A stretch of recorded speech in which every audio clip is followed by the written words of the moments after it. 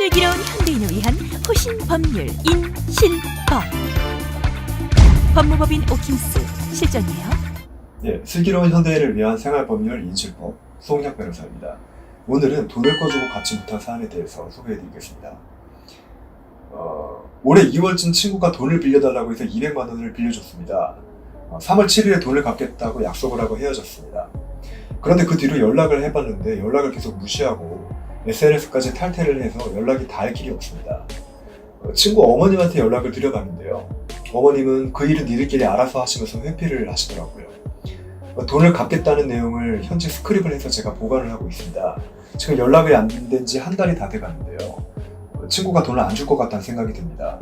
소송이라도 해서 해결하고 싶은데 어떻게 해야 하나요? 요즘에 이제 돈을 빌려주고 못 갚는 분들이 워낙 많아서 그런 분들을 위해서 기본적인 법적 절차가 어떤 게 있는지 상식선에서 이제 이 기회를 통해서 좀 아시는 시간을 가졌으면 좋겠습니다. 들어가기 앞서서 한 가지 좀 주의점을 말씀을 드리면요. 제가 어머님한테 연락을 해서 말씀을 드렸다고 했잖아요. 근데 이제 어머님이라고 해도 가족이라고 해도 가족의 돈을 대신 갚아줄 의무는 없는 거예요. 네, 그렇기 때문에 어머님한테 친구가 연락이 안 되니까 대신 좀 말씀을 전해 주십시오. 얘가 돈을 안 갚는데 돈을 언제까지 갚으라고 말을 전해 주십시오라고 전달을 부탁드린다거나 이 정도는 괜찮지만 대신 책임을 지십시오. 대신 언제까지 갚으십시오. 이런 식으로 말하는 건 법적 근거가 없는 거고요. 그게 좀 정도가 지나치면 오히려 법적 문제가 되실 수 있어요. 그러니까 이제 가족들에게 접근을 하는 거는 좀 신중하실 필요가 있겠습니다. 그리고 이제 돈을 이제 안 갚으면 소송을 해야 되지 않습니까? 근데 사실 이분도 이제 소송으로라도 해결을 하고 싶다고 남겨주셨는데, 소송보다 더 중요한 건 사실 보전 처분이에요. 네. 그러니까 소송에서 승소를 했다고 해도 그 재판 판결에 따라가지고 돈을 안 갚으면 의미가 없잖아요. 그러니까 이런 경우에 가압류라고 말을 하죠. 그러니까 가압류를 해놓는 것이 중요합니다. 그러니까 친구의 재산을 가압류를 해서 묶어놓고 소송에서 이긴 다음에 그 가압류를 실행을 해서 안 갚을 경우에 실제로 돈을 받아내는 이런 이제 장치가 무엇보다 중요하겠습니다. 가압류는 크게 제가 볼 때 이제 두 가지를 생각하실 수 있을 것 같아요. 일단 친구가 부모님이랑 따로 거주를 하고 있다면요. 그 부동산에 관해서 가압류를 시도를 해보는 겁니다. 그래서 친구가 거주하고 있는 부동산의 주소를 안다면 그 주소를 등기부 이제 검색을 해서 연락을 할 수 있어요. 모든 국민이 언제든지 실시간으로 등기부 연락이 가능합니다. 네, 그래서 만약에 그 집이 친구 소유 명의로 돼 있다. 그러면 바로 가압류를 하면 되죠.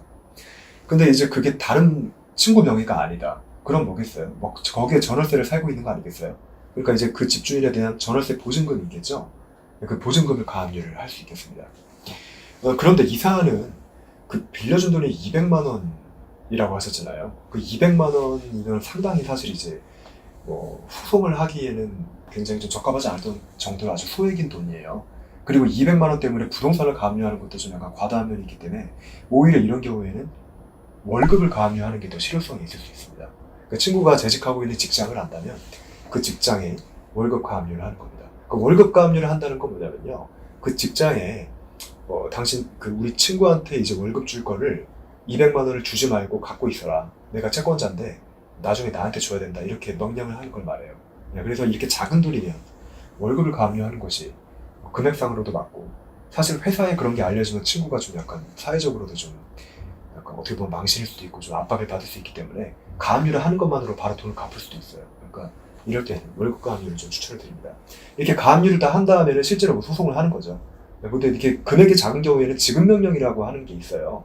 소송을 하는 거는 소송 접수해서 둘이 나와가지고 막 이제 쌍방이 증거 조사를 하고 재판에 나와서 출석을 해서 변론을 하고 이렇게 그렇게까지 하기에는 좀 금액이 작고, 그리고 상대방이 다툼의 여지도 없죠. 명백하게 돈을 꿔준 증거가 있다고 했잖아요. 그러니까 이런 경우에는 지급명령이라는 걸 하는 게 좋겠어요. 지급명령은 그냥 돈을 꿔줬으니까 언제까지 갚아라 라고 신청을 하는 거고, 소송 같은 걸 열 필요도 없이 바로 그냥 법원이 그 지급명령을 친구한테 송달을 해버립니다. 그래서 14일이라는 기간이 주어져요. 14일 동안 특별히 이의를 제기하지 않으면 확정이 되고요. 이렇게 확정된 지급명령은 확정된 판결문과 동일한 효력을 가지고 있습니다. 그렇기 때문에 지급명령을 하는 것이 바람직하겠습니다. 근데 이제 확정된 지급명령이 나오면 그걸 가지고 아까 하셨던 가압류, 그걸 집행을 할 수가 있는 거예요. 부동산을 하셨으면 경매를 신청을 하고, 월급 가압류를 하셨으면 실제로 회사에 돈을 달라고 추심을 하고 하는 겁니다. 네, 이렇게 좀 돈을 빌려줬는데 갚지 못한 분들을 위해서 간략히 소송 절차를 말씀드리는 시간을 가져봤어요. 근데 가능하면은요, 이제 본인한테 돈을 꺼주고 이제 갚지 않을 것 같은 사람이면 처음부터 이런 금전관계를 만들지 않는 게 바람직하겠죠. 예.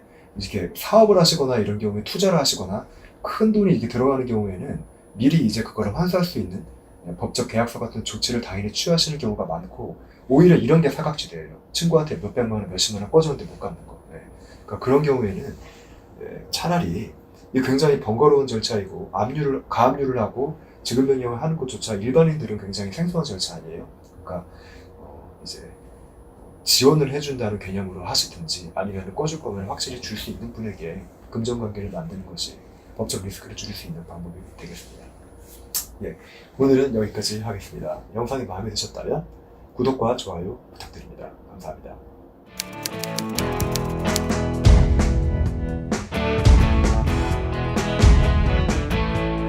실전이에요.